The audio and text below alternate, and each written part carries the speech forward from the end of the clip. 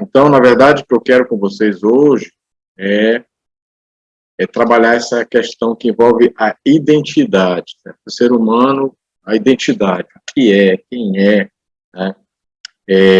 O homem, o que é o homem. E é extremamente importante que a gente pense sobre esse assunto, tá? É óbvio que isso decorre da própria criação e daquilo que nós cremos, tá? Com base no relato bíblico. Mas é interessante que há vamos dizer assim, muito suporte, melhor dizendo, da própria ciência nos dias de hoje, que pode pode ensejar uma defesa, não somente uma defesa bibliográfica, mas também uma defesa factual, científico, sobre a criação do homem. A despeito de tudo que a gente ouve, né, já ouviu nas escolas e coisas dessa natureza, né, é importante que a gente fale. Então, vamos falar de identidade. Tá? É importante falar de identidade porque, como o próprio nome está dizendo, identidade é o que identifica alguém. Né? Teve um sociólogo polonês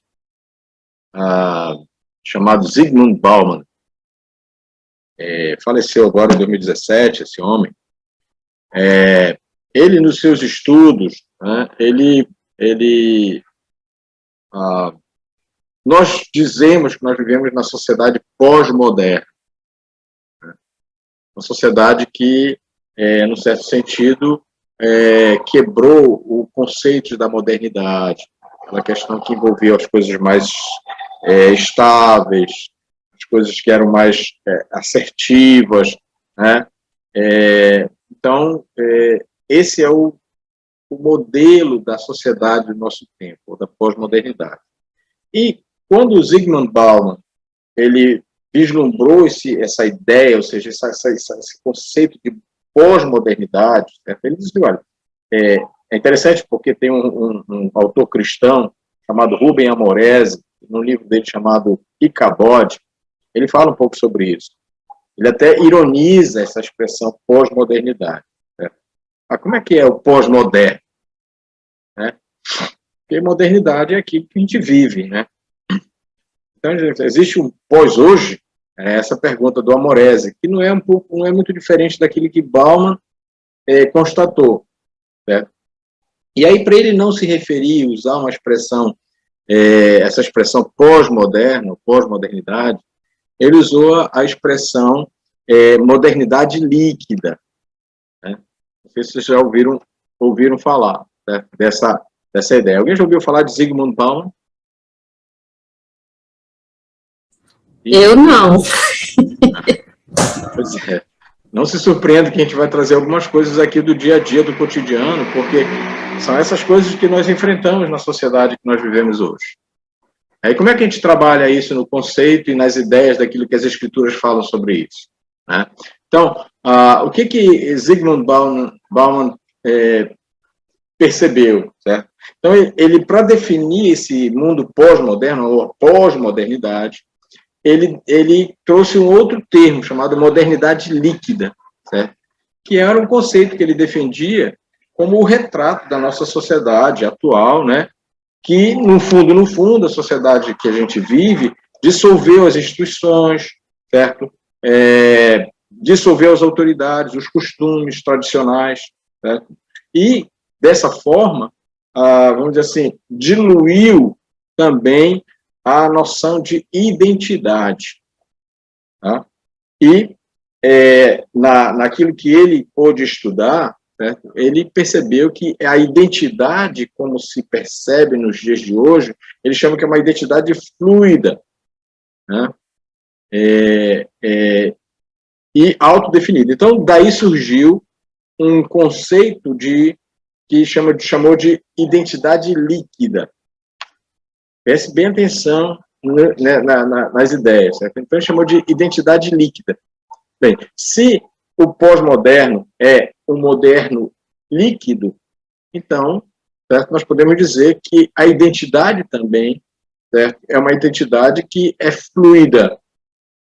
Entendeu? fluida, ou seja, ela varia de acordo com enfim, as circunstâncias do ser humano. Então, se antes as identidades elas eram determinadas pelos fatores externos, como a nacionalidade, o credo, o gênero, ou seja, algo com o qual nós nascemos, né?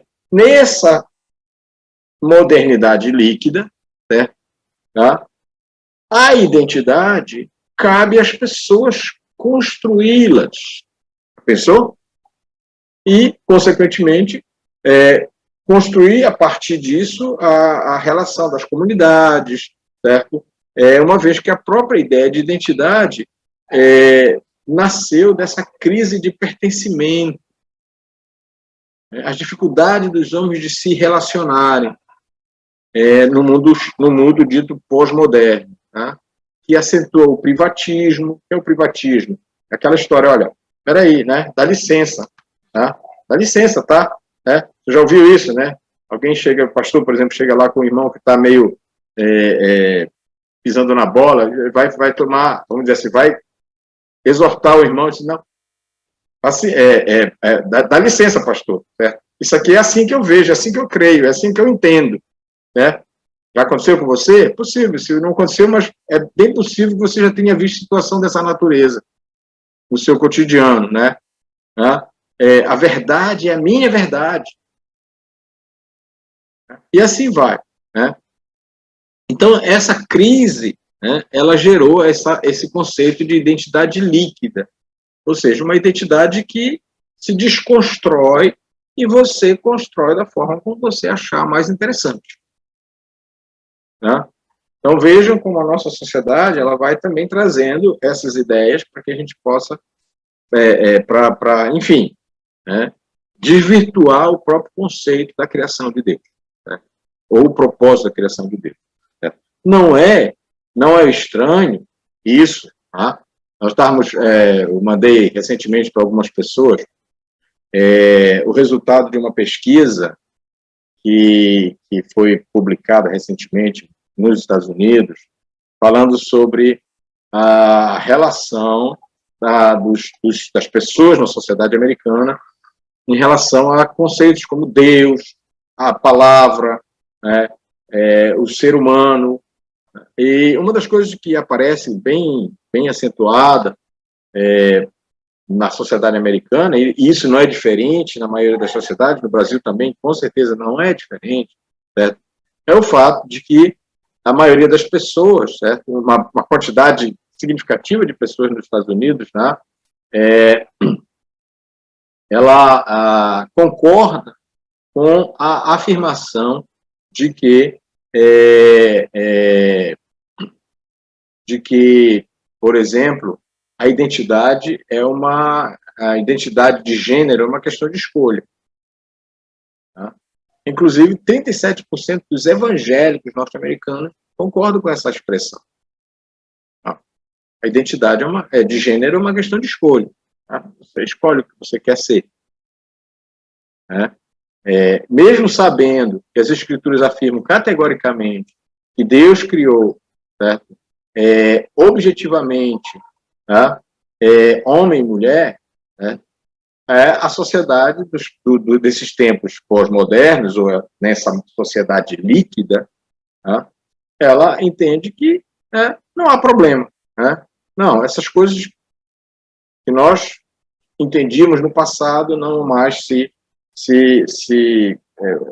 vamos dizer assim, se ajusta à sociedade dos nossos tempos. Então, só para a gente ter uma ideia aí da situação em face daquilo que a gente vai trabalhar hoje aqui nesta noite, nesta aula que vai ser curta, tá? Então, identidade líquida, pensem bem sobre isso, tá? Okay? Por quê? Porque quando Deus criou o homem, quando ele foi lá e no seu supremo concílio, né, da Trindade, ou da Triunidade, como nós quisermos falar, e disse, façamos o homem à nossa imagem, conforme a nossa semelhança, né, ele estava decidindo fazer surgir no contexto de tudo aquilo que havia sido criado até então, e lembremos-nos, né, que Deus criou os animais e o homem no 6º dia da criação. Tá? Então, Deus decidiu fazer algo completamente e de uma forma completamente diferente do que havia acontecido até então. Né? Ele teve um cuidado especial para dizer para nós, certo, que aquele que ele estava trazendo, aquele que ele estava criando, era alguém diferenciado. Era um ser diferenciado, era uma criação diferenciada. Né? Por quê? Porque traria, né, e trouxe, de fato, a próprias características de Deus. Você se lembra que a gente colocou lá, que o Gruden fala, certo? Que, na verdade, a ideia é que criasse um ser que pudesse representar o próprio Deus. Né? Essa expressão que Gruden, o Wayne Gruden, no seu livro de teologia sistemática, se utiliza para falar sobre esse texto, né? Façamos o homem à nossa imagem, conforme a nossa semelhança. Né? Alguém que nos represente. Tá? E lá no versículo 27, de Gênesis capítulo 1, certo? Ele conclui essa afirmação, né? Essa intenção, dizendo, criou Deus, pois, o homem, a sua imagem, a imagem de Deus o criou, homem e mulher os criou. E a gente praticamente parou por aqui, naquela conversa que nós tivemos duas aulas atrás. Certo? Ok?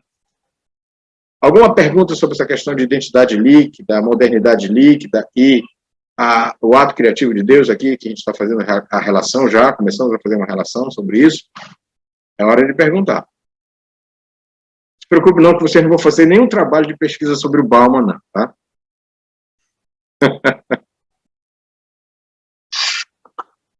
Fique bem à vontade para interromper, gente, quando vocês quiserem, tá?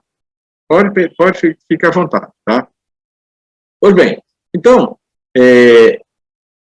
chegamos em Gênesis 1:27, né? E a gente tem que lembrar que esse é um resumo da criação dos seres humanos. Tá? Dos seres humanos. Por quê? Porque no capítulo 2 a gente vai encontrar uma coisa mais detalhada do ser humano. Né? Tá? A gente viu também, e com certeza já foi falado pelo professor Willer, que a imagem de Deus foi distorcida em face da queda do homem. A gente vai explorar isso em outras aulas. Tá? Ok? Tá? Então, o que vem do ato criativo de Deus? Né? Isso aqui é importante, tá? Que você pare para pensar. Tá?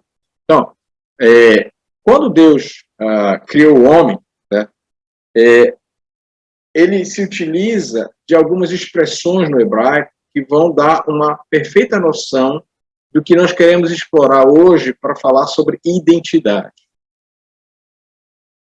Tá? Isso é muito importante. Tá? Então, a identidade do ser humano, certo? Ela tem um quê de coletivo. Isso é importante que você pare para pensar. Certo? A nossa identidade como seres humanos, ela tem um quê de coletividade. Certo? Quando Deus... Onde nós extraímos das Escrituras essa expressão? Quando ele diz, certo? Façamos o homem. Né? Façamos o homem. Essa expressão no hebraico é utilizada a expressão Adam, que também vem o nome Adão. Né? Mas Adão, na verdade, é uma representatividade do ser que está sendo criado. Né? Então, quando ele diz assim, homem e mulher os criou, ele está falando de um termo relativo à raça humana, certo? Ao gênero humano, né? Ou melhor dizendo, a criação mais preciosa do seu ato criativo. Né? Assim, então, a nossa identidade, nós podemos dizer que nós temos uma identidade coletiva.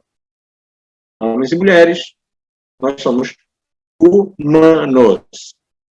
E aqui é importante que se diga, né? Eu falei para vocês em outro momento que no passado, quando eu estava lá na minha escolinha lá, né, vem a ideia de que, na verdade, o homem era um animal, Era dentro do conjunto dos animais criados, lembra? Aí vinha as distinções desse mundo animal, e para o homem dizia, o homem é um animal pensante. Né? E alguns filósofos lá no passado diziam, pense, então eu existo. Descartes falava isso. Né? Então, quando Deus criou a raça humana, ele se utilizou de um termo coletivo para dar a ideia de que há uma identificação coletiva no contexto do ser humano como um ser humano. Tá?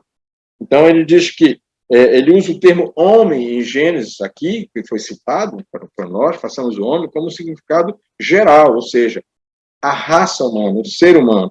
Tá? E essa palavra, Adam, tá? Ela tem a sua origem, tá, em uma outra palavra hebraica, que o significado era avermelhado. Você se lembra que a gente vai chegar lá na frente, no ato criativo de Deus sobre o homem, que diz que Deus usou o quê? Usou de coisas já criadas para criar o homem. Tá? Existem algumas discussões sobre os termos que são utilizados para isso. Por exemplo, no hebraico, alguns estudiosos dizem que o termo bará era utilizado para quando Deus criou as coisas ex nihilo, ou seja, do nada. Eles não existiam e passaram a existir. Tá? Quando ele diz, no princípio criou Deus, né? Ele está falando de bara, né? Os céus e a terra. Ou seja, não existiam. E passaram a existir.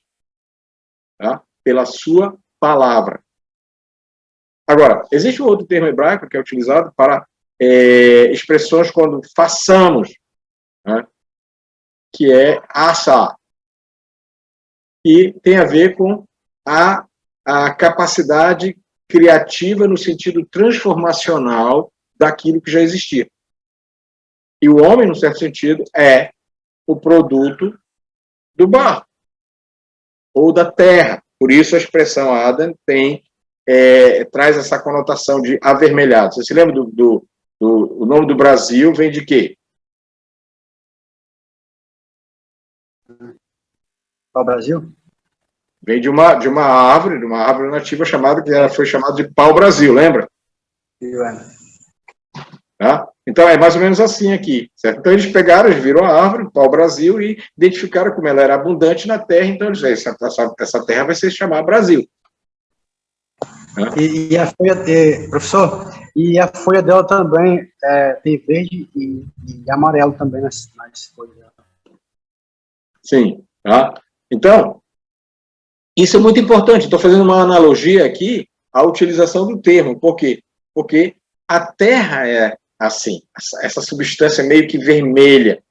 Né? Por isso, daí vem a derivação da palavra Adam, tá? Para seres humanos. Tá? Ela é utilizada muitas vezes no Velho Testamento com o significado de humanidade. Tá? Humanidade. Então, por exemplo, em Gênesis capítulo 6, versículo 7, quando o Senhor decide exterminar a criação que ele havia feito, ele diz assim, farei desaparecer da face da terra o homem que criei, Adam, ou seja, a humanidade, né, que criei. Certo? E aí ele continua dizendo, os homens e também os animais grandes, os animais pequenos e as aves do céu. Arrependo-me de havê-los feito. Estão entendendo? Tá? Então vejam, certo? Quando esse termo é utilizado nesse sentido da coletividade, ou seja, a nossa identidade tem a ver com uma manifestação de raça, né, de coletividade, no sentido de que todos são seres humanos. Todos somos, né, humanos. Distintos de todo outro ser criado por Deus. De todos. Né? E por que a gente está trazendo essa ideia de seres humanos diferentes das outras criações? Vocês provavelmente já ouviram, já viram matérias na televisão, nos jornais, na internet, né, de pessoas querendo se transformar em felinos, bovinos, equinos. Já viram isso? Já é muito feio, né? Pois é. Tá? Então vejam, por quê? Tá? Deus fez uma distinção, ele criou o homem de uma singularidade. No certo sentido, lá o texto de Efésios, capítulo 2, se não me engano, versículo 10, certo? Ele fala sobre que nós somos a obra-prima da criação do Senhor. É claro que ele está falando para crentes ali mais especificamente, mas tem a ver com o ato criativo de Deus lá atrás. Tá? Também. Tá? Então, a utilização desse termo, Adam, ou seja, a humanidade, os seres humanos, né, mostra claramente que a raça humana é uma criação de Deus distinta dos animais. Distinta dos animais. E eu estou falando isso aqui, gente, eu não sou contra animais, tá? Por favor. Mas eu vejo, inclusive no contexto da coletividade, das comunidades cristãs, certo? Algumas pessoas que dão um valor inestimável aos animais, certo? Em detrimento dos seres humanos. Eu não estou dizendo que a gente não deve cuidar, mas as Escrituras, inclusive, diz que para caracterizar o justo, por exemplo, até os seus animais, eles são bacanas, porque são bem cuidados. Né? Mas a gente tem que ter muito cuidado, porque tem uma linha fina, ou uma linha que você não pode ultrapassar em relação a essa questão que envolve a identidade. Né? Porque eu tenho visto assim, muitas circunstâncias de pessoas nas igrejas, inclusive, certo? Dando um valor excessivo, certo? A outros seres criados em detrimento da própria raça humana. Isso é sério, porque há um desvirtuamento muito sério da própria Escritura nesse contexto. Tá? Nada contra quem tem animais, nada contra quem cuida dos animais, nada contra quem tem afeição pelos animais, nada disso, tá? Quero deixar bem claro aqui, certo? Porque é bem complicado a gente falar sobre esse assunto, porque, enfim, tá? Então é muito importante, o homem, os seres humanos, é uma criação de Deus distinta das demais criações, ou dos animais, sejam eles grandes, pequenos, enfim, certo? Domésticos, selváticos, não importa. Certo? Em outras palavras, não deveríamos ter a aparência e nem o comportamento dos animais. Nas Escrituras a gente encontra, inclusive, algumas alertas sobre isso. Né? Quando Deus quer reprovar, por exemplo, algumas questões relacionadas à violência humana, muitas vezes ele usa nas Escrituras uma associação com o animal que se torna violento em determinadas circunstâncias. Né? E aí a gente tem que entender, né? Ele faz isso para mostrar se o animal que não tem uma consciência, né, ele age assim, né? Pior é o homem que age da mesma forma, sendo um ser pensante. Né? Você está entendendo o que eu estou falando? Tá?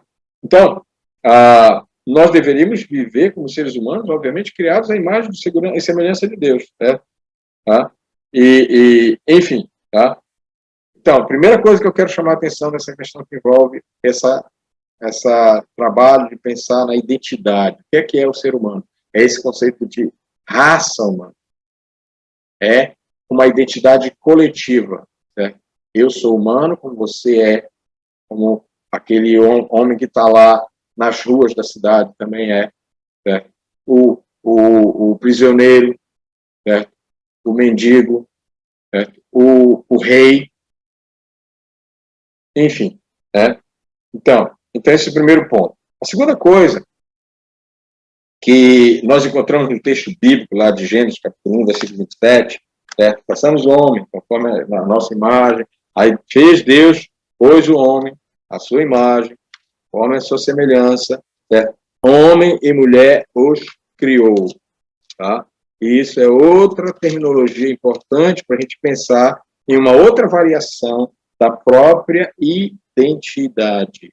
Tá? Então está lá. Criou Deus, versículo 27, pôs o homem à sua imagem, a imagem de Deus o criou. Homem e mulher os criou. Homem e mulher os criou. Tá? Então, essa é uma coisa importante também. Por quê? Porque aqui nós vamos encontrar uma outra ideia importante para que a gente saiba, tá? O que está rolando no mundo de hoje. Tá?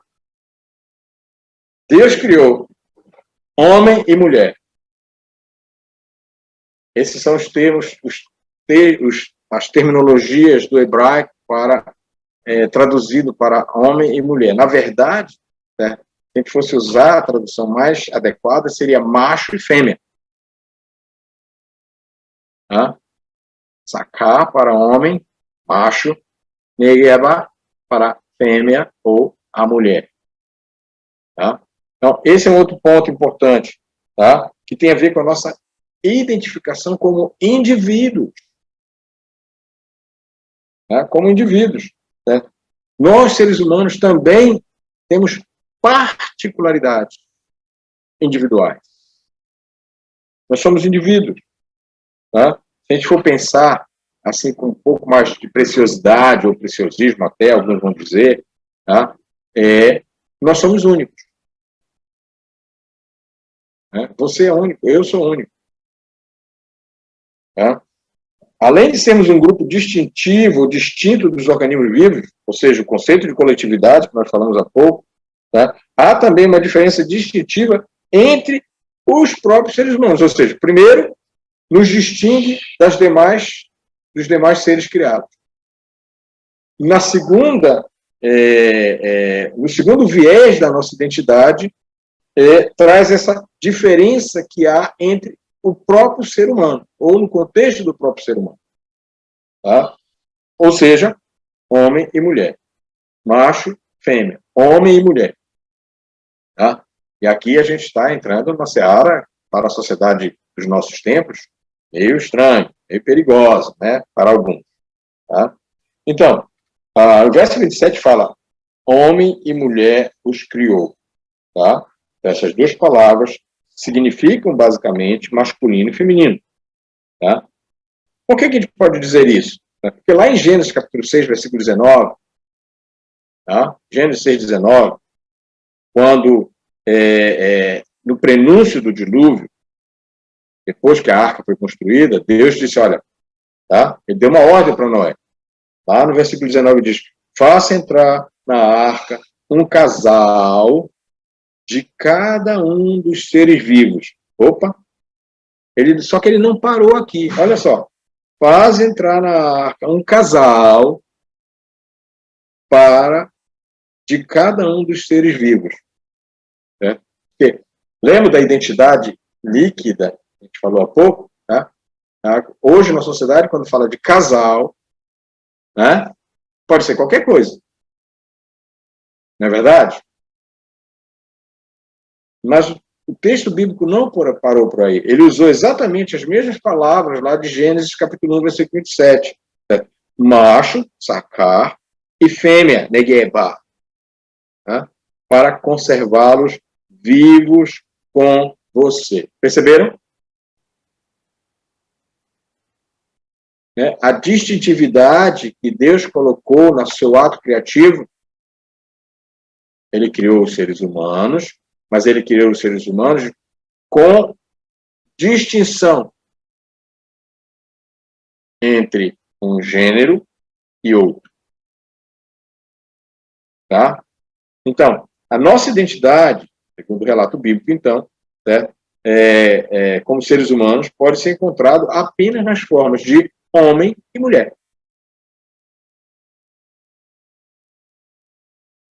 Certo? Ou errado? Certo, Valdo. Fica lá. A gente vê, né, você falou antes, né, começou falando deixa eu ver, modernidade líquida, né? A gente vê que esse homem, não sei falar o nome dele, esse Bauman, né, ele descreveu, né, e essa modernidade líquida se refere a algo que a gente possa manusear. Então, a gente cada vez mais, se a gente for levar para o lado que ele, como ele mencionou, cada vez vai ficando mais líquida. E a gente não pode nem falar que uma pessoa não pode, se Deus fez ela de um jeito, ela não pode ser de outra maneira. Cada um pode ser o que quiser, a gente não vai forçar a pessoa, né? Ser aquilo que a gente quer, né? E como se fosse um animal, né? O animal a gente educa não, a gente tem um cachorrinho aqui e a gente está ali adestrando, né, para que ela faça aquilo que a gente quer. O ser humano é diferente, né? Então, cada um segue com aquilo que achar melhor.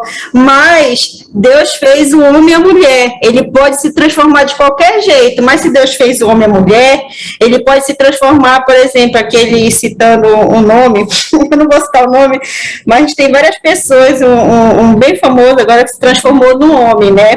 Mas se for fazer exame de DNA, o cromossomo continua sendo XX. Né? A base que Deus fez não tem como mudar, né?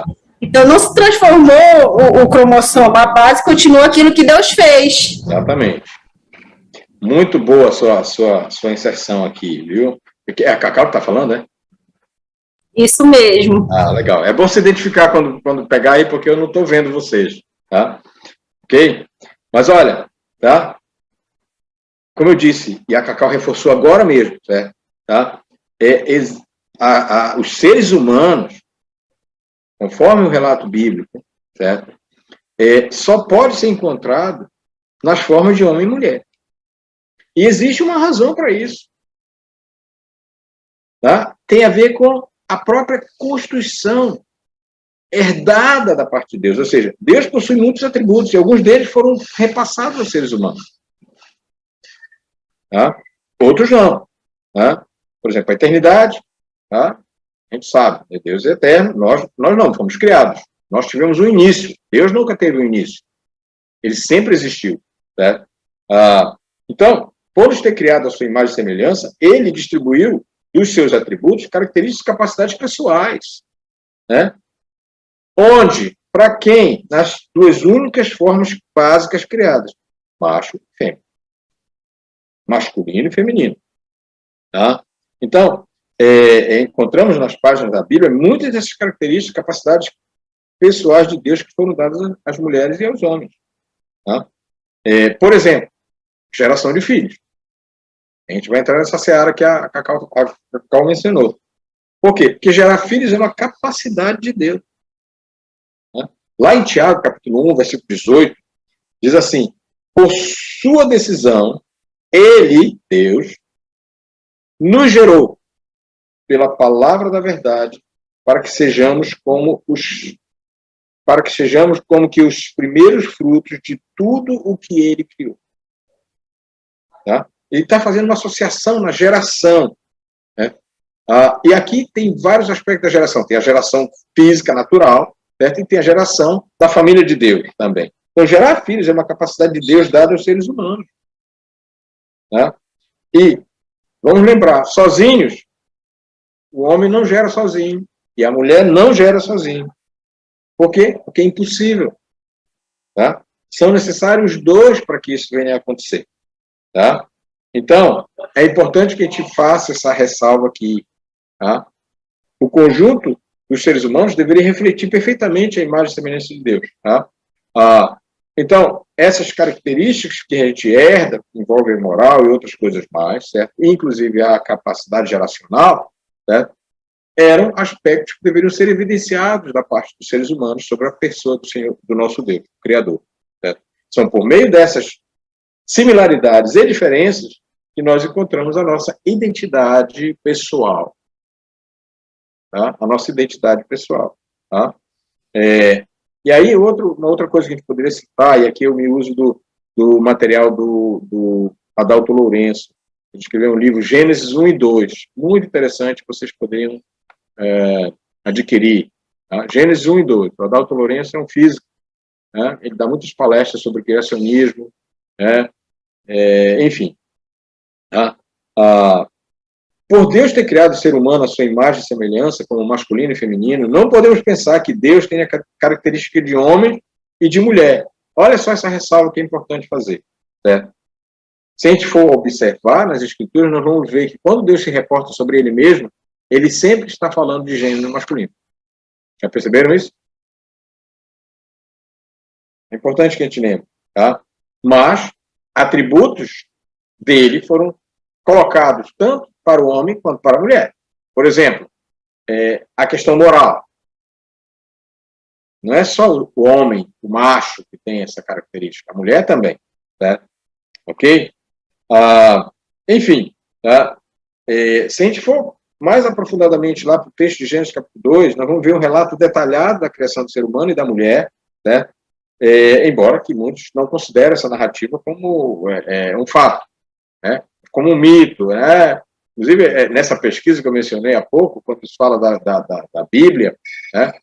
Muitos cristãos, ou ditos cristãos nos Estados Unidos, dizem que a Bíblia, na verdade, não é a verdade. Mas ela tem coisas boas no contexto dela, enfim, é uma questão muito séria, né? E aí a gente pode dizer, então, mas essa narrativa de Gênesis, ela é perfeitamente aceitável do ponto de vista da ciência de hoje, dessa ciência que está nessa sociedade que a gente chama, que o Bauman chamava de modernidade líquida, certo? Tá? Então, se a gente for pegar a criação da mulher, eu quero destacar alguns pontos para a gente poder pensar, certo? Ok? Como é que foi a criação da mulher? Eu não vou puxar o texto bíblico que vocês conhecem. Certo? Mas, o que é que diz a Escritura lá em Gênesis? Certo? Diz que, primeiramente, Deus fez o homem cair no sono. Um sono, qualquer sono? Não, sono profundo. Um sono profundo. Profundo. Certo? Tá? E aqui, a gente precisa... Por que Deus fez isso? E como Deus fez isso? A gente pode dizer, Deus é Deus, ele pode fazer o que ele quiser, ele pode fazer tudo, é verdade. Mas o Lourenço, nesse argumento que ele faz aqui, certo? Ele faz um argumento corroborado pelos avanços científicos em relação a isso. É muito interessante como ele faz. Ele diz assim, a razão pela qual Deus fez Adão cair em profundo sono é bastante simples. Deus fez a primeira operação na história. Você já fez uma cirurgia alguma vez? Quem aí já fez cirurgia? Eu não. Eu já tive bebê, então a gente pode contar que a gente fez uma cirurgia, né? Quem tem bebê. Quando eu tinha meus 9 anos de idade, eu quebrei meu braço. Naquela época era tudo mais difícil, né? Depois eu fui fazer uma cirurgia. Eu levei anestesia geral. Eu levei anestesia geral. Eu devo ter dormido mais de 24 horas naquela época. Tá? Para fazer uma cirurgia de reconstruir o braço. Né? Tá? Então, Deus fez o homem cair no sono profundo porque ele ia fazer uma cirurgia nele. É sério, gente. Tá? Ok? Hoje nós podemos dizer assim, isso é possível? Por quê? Porque a gente toma anestesia e a gente, em certo sentido, dorme mesmo, e a pessoa pode fazer o que quiser com a gente, já viu? Se o cara estiver mal intencionado lá com o bisturi na mão, você está ferrado. É sério, gente. A gente está dormindo, não tem jeito. Tá? Então, os povos antigos, bem antigos, né? Claro, depois do relato bíblico, eles usavam essa técnica para anestesiar as pessoas. Então, a anestesia fazia o paciente cair no sono profundo, assim como faz hoje, né? Bloqueando o sistema sensorial da pessoa, porque a palavra, de onde vem essa palavra anestesia, ela, se a gente fosse traduzir, seria sem sensação. Tá? Então, o primeiro passo que Deus fez foi anestesiada. Não vamos esquecer disso. Né? Segundo lugar, é que Deus removeu uma das costelas de Adão. Peraí um instantinho, como é que pode, né? A gente, às vezes, conta essa história, falando das Escrituras, o pessoal ri, né? Infelizmente. Mas Deus fez isso, né? Tá? E por que Deus removeu uma das costelas de Adão? O Adalto Lourenço, no seu livro, ele fala sobre isso, né? Eu me lembro quando meu filho mais velho tinha em torno de 15 anos, né? Ele foi fazer um raio-x e apareceu uma mancha no osso dele, da perna dele, esse osso grande. E aí, aquele desespero, a gente fica logo preocupado, né? Poxa, alguma coisa está errada, né? E dá a importância de quê? De um osso para a constituição dos seres humanos. Tá? Então, existiu uma razão especial por que Deus escolheu esse material e não outro. Né? Por quê? Porque no sistema ósseo do ser humano, dos homens, né, da humanidade, no sistema ósseo, certo? Ou a medula óssea também é conhecida como tutano. Ouviram isso? Né? Então, esse tecido, que é mais ou menos gelatinoso, ele preenche toda a cavidade do osso, né, dos vários ossos, mas também é uma fábrica, olha só, de elementos relacionados com o sangue, né, como as hemácias, os leucócitos, os trombócitos, entre outros. Certo? E a medula óssea é encontrada também, certo? Nas costelas, tá? E contém células-tronco. Entre essas células-tronco, estão as multipotentes, que podem diferenciar-se numa variedade de tipos de células. Então, o que a gente está dizendo? Que no osso tem todo o material genético necessário para se clonar um ser humano. Ei, Valdo, está querendo viajar? Não, isso é sério. Né? Tá? Então, tá? Com o objetivo principal de Deus, que era, como o objetivo dele era trazer um outro ser humano à existência, que seria semelhante a Adão, né? Ele usou as células-tronco encontradas lá na costela de Adão, na medula óssea, né? A costela removida de Adão, para fazer o que nós chamaríamos aqui hoje, né? O primeiro clone humano, Eva. Lembram? Que ele seja idônea, semelhante, da mesma essência. Tá? Então, o segundo passo foi, né, obter esse material genético, né, correto, no local correto, para que Eva fosse criada. Né? Muito bem. Em terceiro lugar, então a gente pode dizer que a ciência corrobora com esse relato. Tá? Em terceiro lugar, o Senhor fez o quê? Fechou a costela, o espaço onde aquela costela ocupava, diz que ele fechou com o quê? O que ele fechou? Ele fechou o lugar da costela removida com carne. Com carne. Né?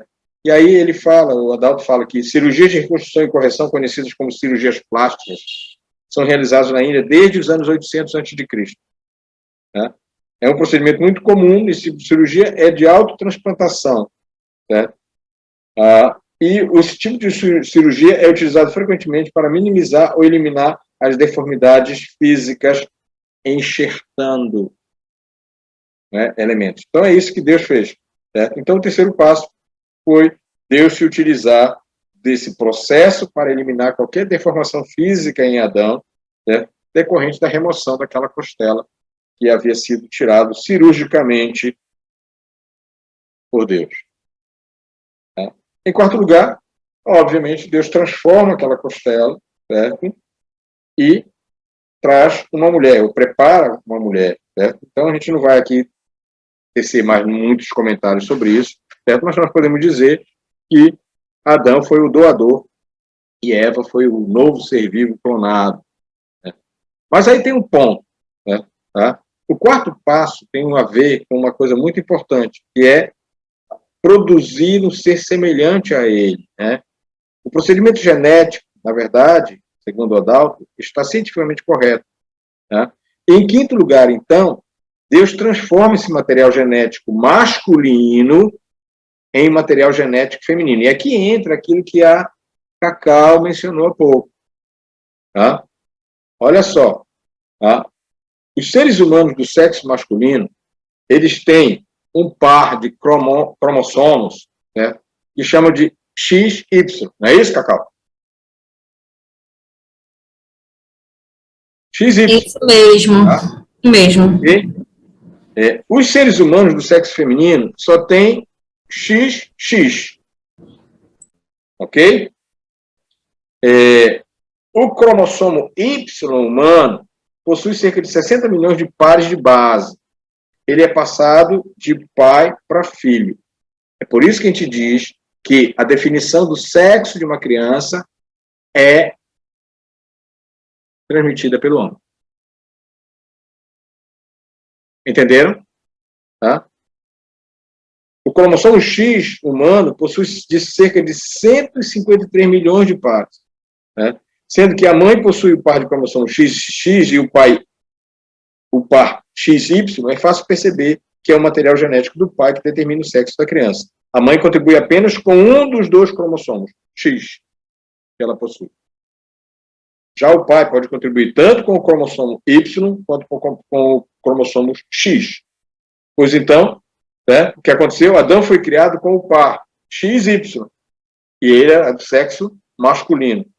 Então, esse procedimento requereu de Deus uma alteração genética, que hoje nós chamamos de engenharia genética. Né? Então, Deus duplicou geneticamente o cromossomo de Adão e transformou ele no cromossomo X. Tá? Ok? Então, assim, se não fosse assim, né, em vez de criar uma mulher, ele poderia ter criado outro homem. Clonado, na verdade, verdadeiramente, um homem. Né? Então, e aí, a ordem de multiplicar e crescer seria inviabilizada no ato criativo de Deus. Tá? Entenderam bem isso aí? Portanto, a própria ciência ela traz isso para nós. Né? Os seres humanos eles são identificados desde a sua origem como sendo macho e fêmea, homem e mulher. Não existe outra maneira de a gente chegar a essas conclusões. Tá? Ok? E aí nós podemos dizer, então, que todos viemos de uma única e mesma mulher. E aqui mais um aspecto científico para a gente poder trabalhar. Né? Depois a gente vai fazer a parte final desse ponto. Tem uma cientista chamada Rebecca Cann. Tá? Ela trabalha na Universidade da Califórnia, tá? na área de biologia. Né? E é interessante porque essa mulher, dentro das células do nosso corpo, existe o que a gente chama de organelas, que são subunidades especializadas em uma determinada função. Uma dessas organelas chama-se mitocôndria. Mitocôndria. Vocês já ouviram falar disso? Esse estudo foi publicado recentemente, né, aí foi veiculado pela televisão, internet, já faz algum tempo, na verdade. Né? Então, a mitocôndria é uma estrutura que converte a energia química recebida dos alimentos em forma de energia que a célula pode se utilizar dela. Certo? Isso, então, encontra-se no DNA mitocondrial. E sabe quem repassa esse DNA mitocondrial de geração para geração? Só pela mãe. Só pela mãe. E essa mulher, ela fazendo esse estudo, ela identificou isso.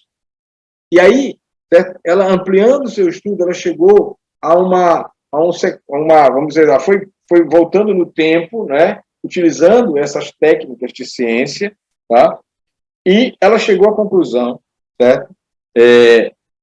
Estudando o DNA mitocondrial de 147 indivíduos das 5 populações geográficas do nosso planeta, e ele concluiu que todos esses indivíduos, representantes de todos os grupos de seres humanos, possuíam um DNA mitocondrial idêntico. Ou seja, não é difícil concluir que todos nós temos a mesma origem materna. É interessante que lá em Gênesis 3:20, diz assim, quando Adão recebeu a sua mulher, ele diz, Adão deu à sua mulher o nome de Eva, pois ela seria mãe de toda a humanidade. Olha só, que Deus afirmou lá atrás, tá? A ciência está demonstrando aqui agora, como sendo de fato procedente um relato, né? Por quê? Porque a teoria da evolução não diz isso, tá? Você já tinha lido sobre isso? Eu vi esse estudo há muito tempo atrás, mas eu não tinha lido fazendo essa associação com como o Dr. Adalto faz no livro que ele escreveu. É muito interessante, tá?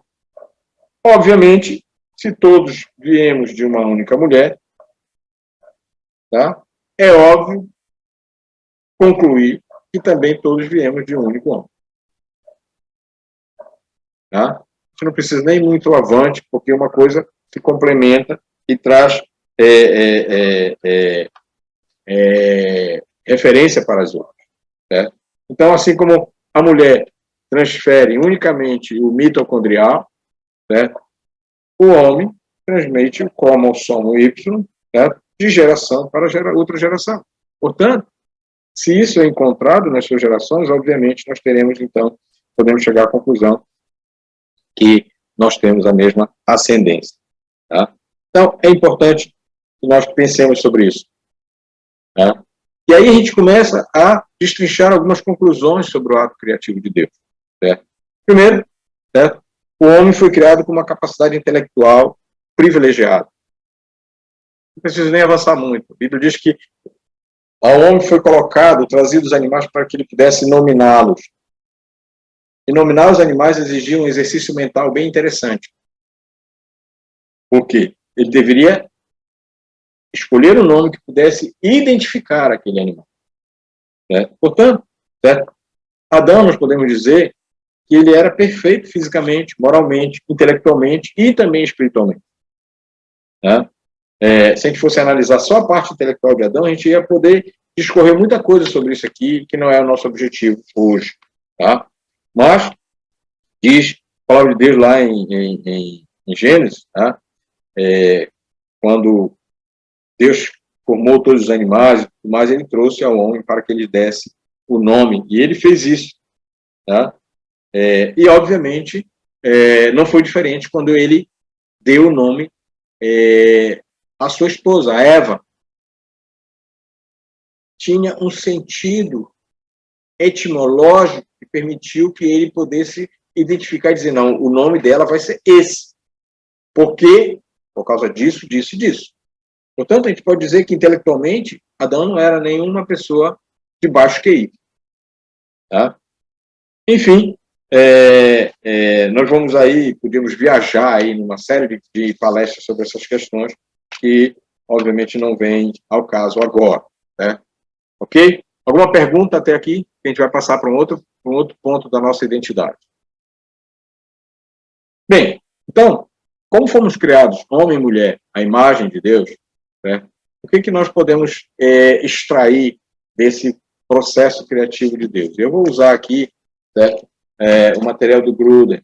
Certo? Eu gosto de citar o que eu estou utilizando, tá? Para a gente não ter problema lá na frente, tá bom? O Gruden ele tem um material muito interessante, no capítulo 22 do livro Teologia Sistemática, que ele fala sobre o ser humano, e aí ele vai fazendo as distinções homem e mulher. Certo? Então ele diz o seguinte, a criação do ser humano como homem e mulher revela a imagem de Deus em pelo menos 3 aspectos. Certo? O primeiro, ele chama das relações interpessoais harmoniosas.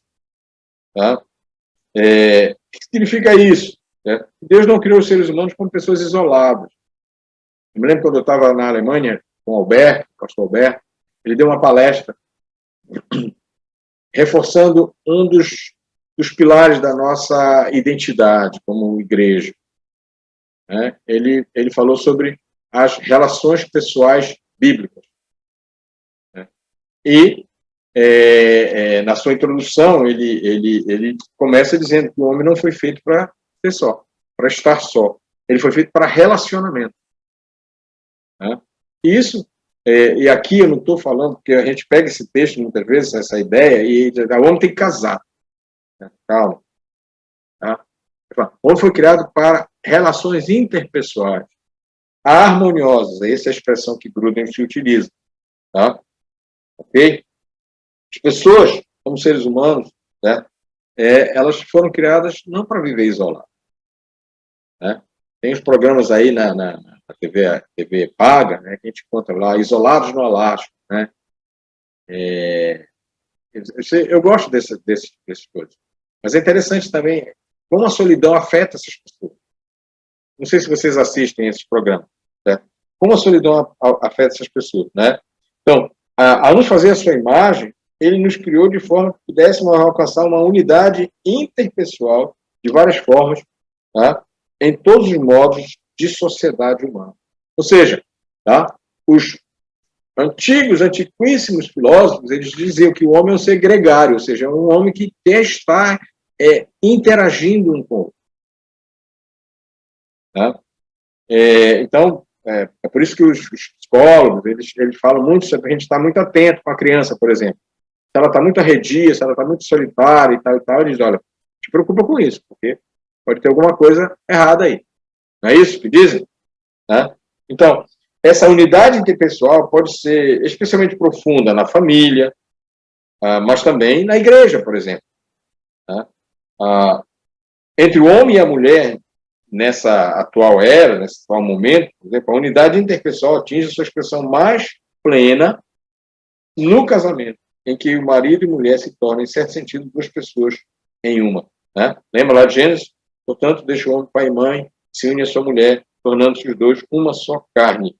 E essa unidade não é apenas física, mas ela também se reveste de um aspecto espiritual e emocional. Tá? E isso tem dimensões eminentemente profundas. Certo? Marido e mulher unidos no casamento, certo? São duas pessoas que Deus juntou. Tá? E assim vai. Então, a gente tem aqui esse primeiro aspecto, eu não vou ficar... não dá para discorrer todas as ideias que ele coloca aqui. Certo? Tá? A criação de duas pessoas distintas, homem e mulher, e não só do homem, contribui para o fato de sermos a imagem de Deus, pois se consideramos, né, que ela reflete em certo grau, né, a própria pluralidade das pessoas dentro da Trindade. Lembra? Tá? Então, se a gente lembrar lá de Eclesiastes, nós vamos encontrar isso, né? O cordão de 3 dobras não se rebenta com facilidade, né? Ai daquele que está só, porque se cair não vai ter ninguém que socorra. Lembra disso? Tá? Texto lá de Salomão, certo? Em Eclesiastes. Tá? A segunda coisa que Gruden fala, certo? É que nós temos uma igualdade em termos de personalidade e importância.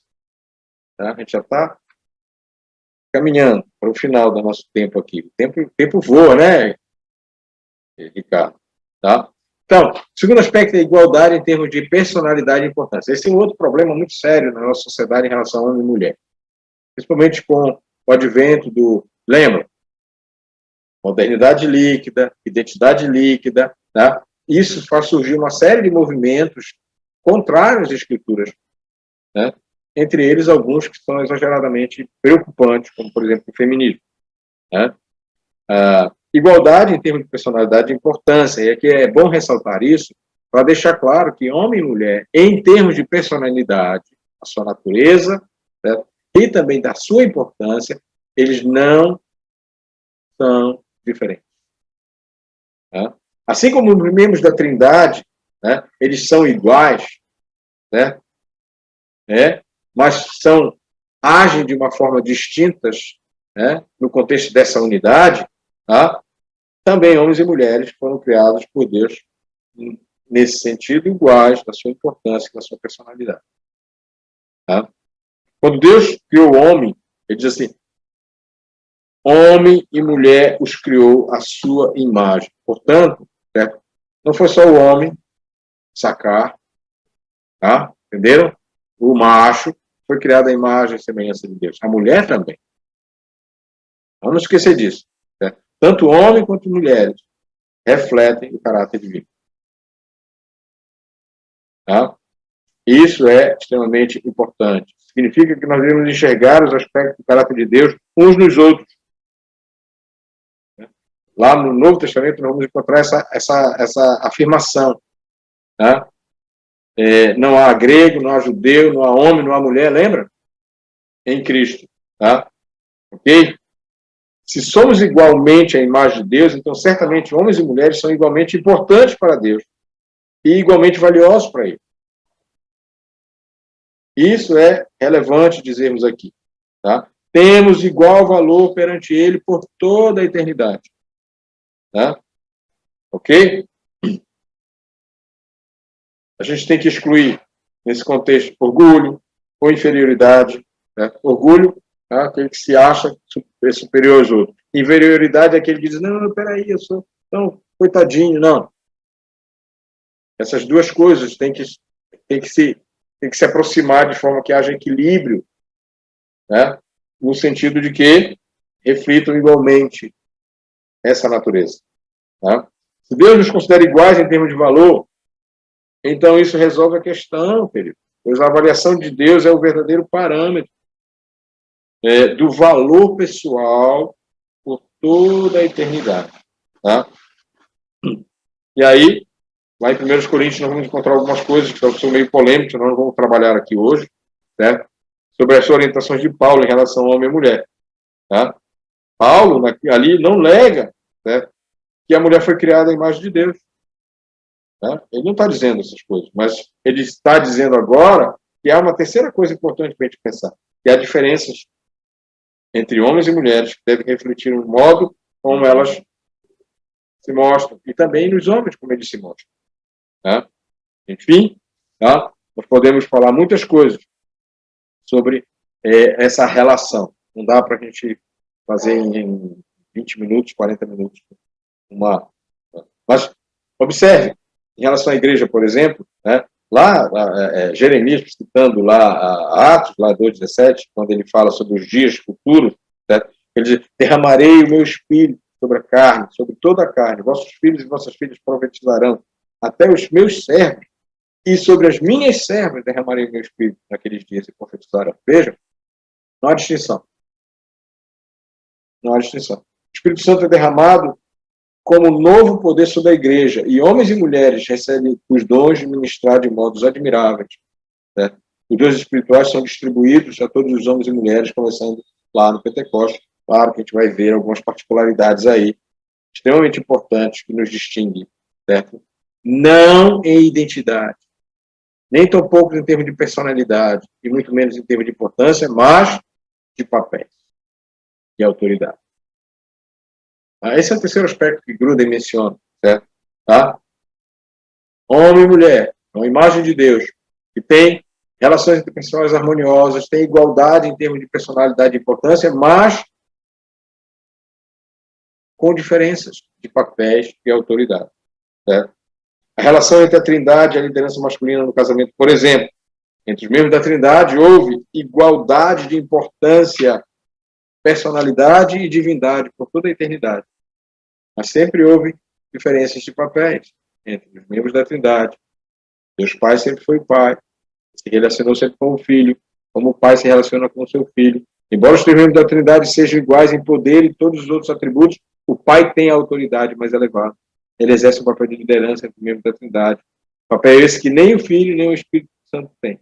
Certo? Isso a gente vai encontrar em vários textos das Escrituras essa relação. Tá? Ok? É muito importante que te lembre. Certo? Há indicações de papéis distintos antes da queda. Esse é um outro ponto importante para a gente passar hoje aqui. E tem muita gente que diz que essa diferença de papéis que envolve autoridade e tal, em relação ao homem e à mulher, só foi feito depois da queda. Isso não procede. Você for ler com cuidado lá, os primeiros capítulos de Gênesis, você vai encontrar isso. Certo? Tá? Essas distinções entre papéis masculino e feminino faziam parte da criação original de Deus? Ou será que foram introduzidas depois da queda? Será que quando Deus disse a Eva, o teu desejo será para teu marido e ele te governará, é que ela passou a estar sujeita à autoridade de Adão? É claro que não. Tá? É claro que não. Tá? A ideia de que as diferenças de autoridade foram introduzidas só depois do surgimento do pecado no mundo é defendida por vários autores, querido. Né? Isso é certo. Porém, examinando as narrativas de Gênesis em relação à criação, percebemos várias indicações de diferentes papéis entre Adão e Eva, mesmo antes do surgimento do pecado. Primeiro, obviamente, Adão foi criado primeiro, depois Eva. Não esqueçamos disso. Tá? Portanto, sugere que Deus tinha Adão como líder dentro da família. Tá? Isso é importante. A criação de Adão, primeiramente, é compatível com o padrão da primogenitura no Antigo Testamento. A ideia de que o primogênito de cada geração de uma família humana detém a liderança dentro da família naquela geração. Tá? E assim vai. Outra coisa, Eva foi criada num contexto como auxiliadora de Adão. Na verdade, a expressão é mais alguém que complementaria o primeiro ser criado. Certo?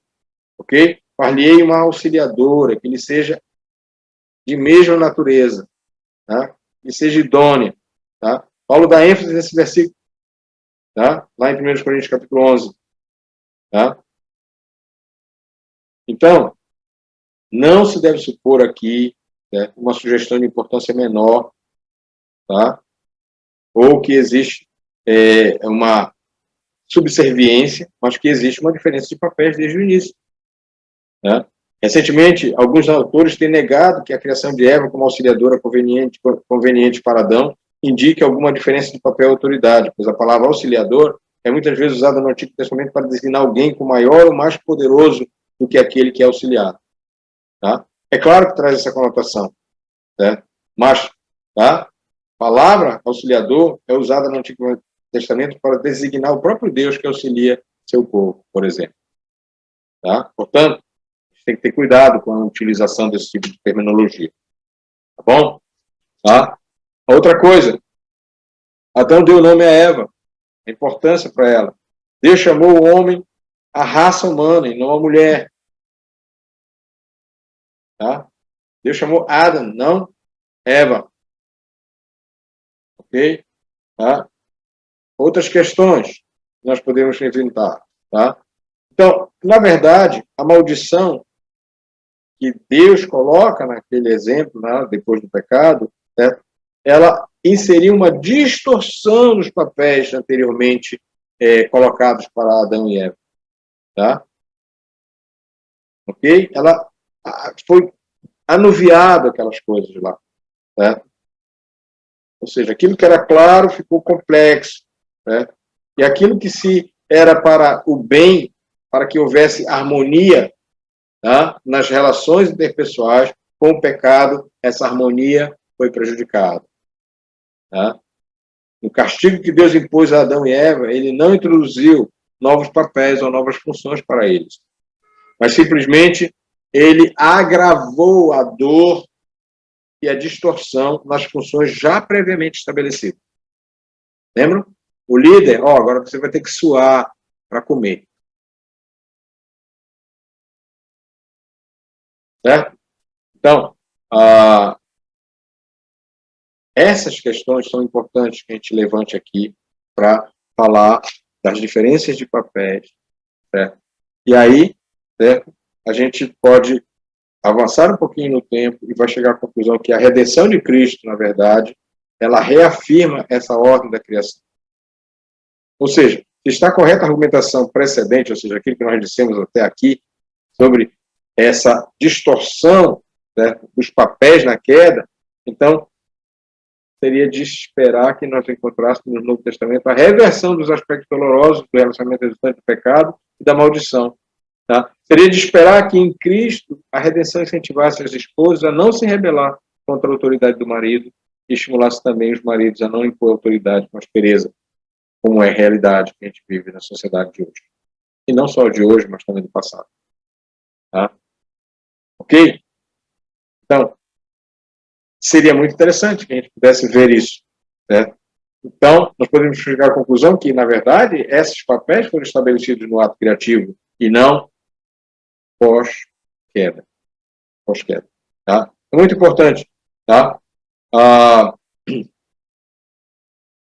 Realçar isso hoje aqui. Eu sei que a gente está passando por muita velocidade essas ideias aqui, mas fiquem com esses tópicos bem importantes, tá?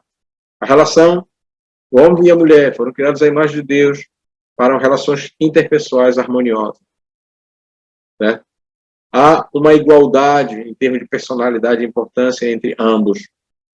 Apenas o que há diferente são os papéis e a autoridade. A um foi dado uma autoridade para fazer tal coisa, e a outro um outro papel. Certo? E a gente poderia discorrer sobre a questão dos reflexos disso no contexto da igreja, que não é o nosso papel hoje falar sobre isso. Tá? Perguntas? Oi, Ivaldo, é a Cacau de novo. Esses tópicos que você colocou aí, né? Foi feito, o Willi deixou um trabalho para a gente, né? Para a gente falar qual atributo de Deus foi mais afetado com o pecado, né? Na vida do ser humano, né? E a gente vê, eu estava pensando agora uma pessoa que faz o outro de escravo, né? Então, ele pega uma criatura de Deus, que Deus fez o homem a sua coroa da criação, né? E fica tratando aquela pessoa como se fosse um animal, né? Então a gente vê ali, e a gente estava até comentando que o principal, um dos mais afetados foi relacionamento, né? Então o homem fazendo uma outra criatura igual a ele, escravos, querendo ser melhor que ele. E assim como outros, né? Não só em questão de escravidão. É muito triste a gente ver isso. Verdade, verdade. Muito interessante essa sua abordagem sobre essa questão de relacionamento. Tá? E aí se revela muito a importância para nós, na igreja, por exemplo, a questão da mutualidade. Né? Lá na igreja de Coqueiro a gente está estudando muito sobre mutualidade, que são os uns aos outros da Bíblia, né? São os mandamentos de reciprocidade que nós encontramos no Novo Testamento, né? Que tem tudo a ver com relacionamento, né? E ele pode ser utilizado em todos os ambientes, todos os universos da vida do ser humano, em casa, no trabalho, na escola, jogando bola, viajando, enfim. É isso. Deus, através de Cristo, nos permitiu um resgate disso. Isso é importante.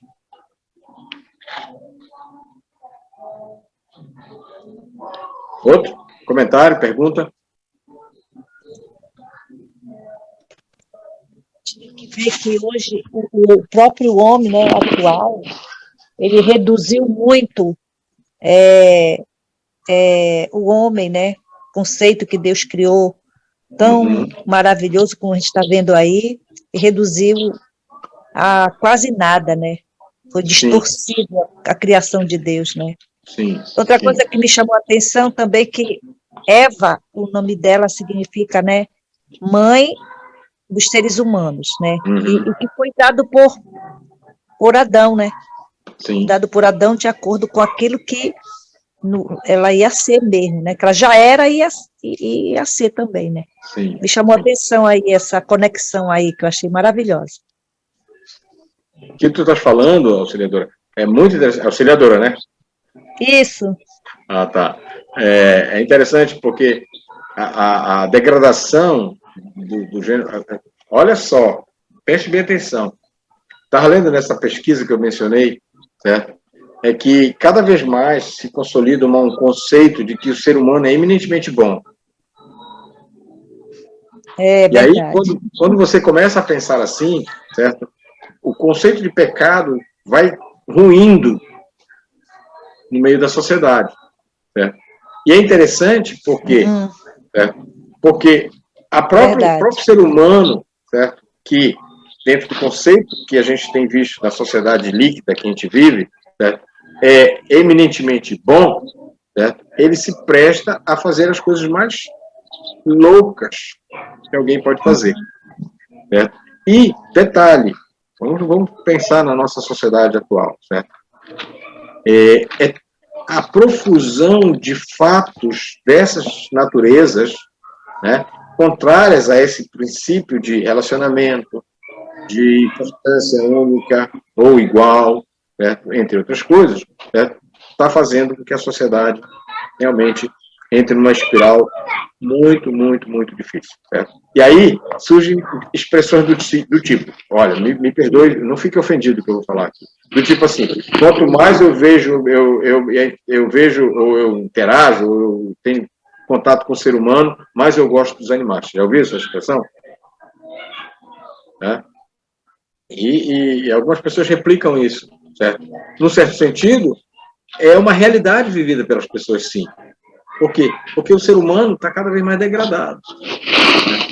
Mas, mesmo assim, ele ainda tem o reflexo da imagem de Deus lá. A gente não pode esquecer nunca disso.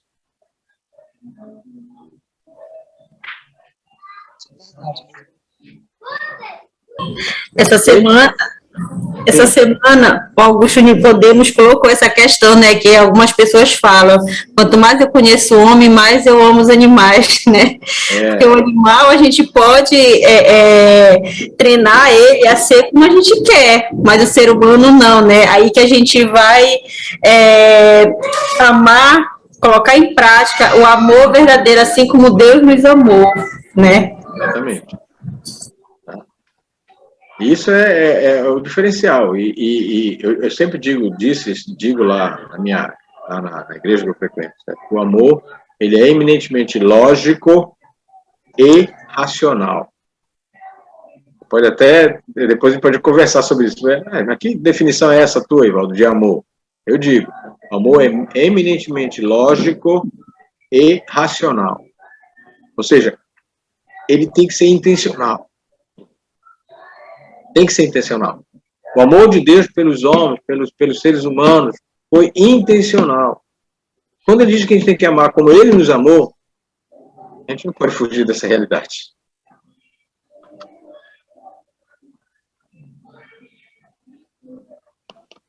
Outro comentário? Outra pergunta? Não, a gente vai parar por aqui, Ricardo.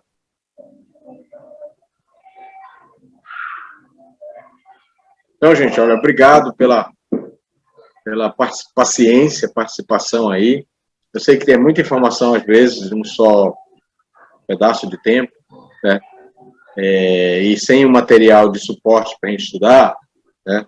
Vai ficar complicado. Eu vou preparar algumas coisas, né, para a gente poder ter como referência, tá? Então, passar pelo Willer, façam, né? E a gente certamente vai pedir para ele também dar essa correção, tá bom? Então, uma boa noite para todos, um bom fim de semana aí, tenham todos um tempo de comunhão maravilhoso no contexto de cada um nas suas igrejas.